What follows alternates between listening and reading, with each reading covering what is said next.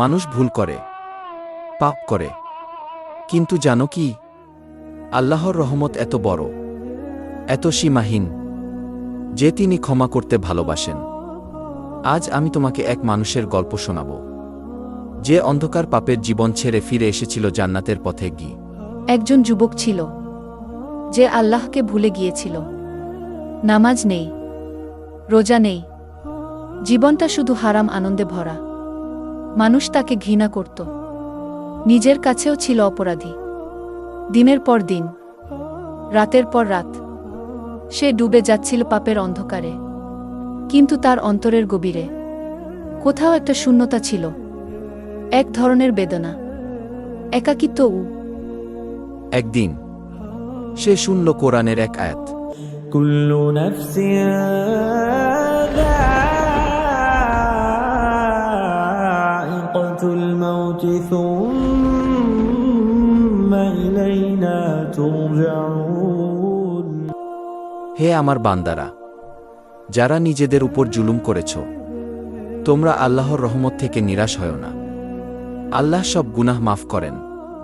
সূরা জুমার 53। এই আয়াত তার হৃদয়ে বজ্রপাতের মতো লাগল। সে ভাবল, আমি কি এত পাপ করার পরও ক্ষমা পেতে পারি?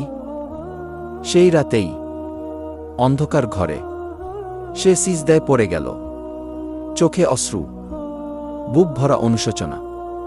সে কাঁদতে কাঁদতে বলল, হে আল্লাহ, আমি ভুল করেছি, আমি অপরাধী, আমি তোমার দিকে ফিরে আসতে চাই, আমাকে ক্ষমা করো, আমাকে বদলে দাও।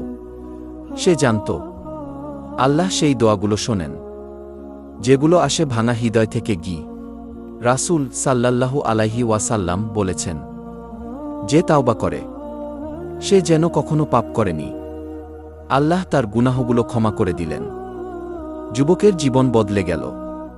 সে নামাজ পড়তে শুরু করল, কোরআন পড়ল, মানুষের জন্য দোয়া করল। যে মানুষ একসময় পাপে ডুবেছিল, সে আজ হয়ে গেল আল্লাহর প্রিয় বান্দা।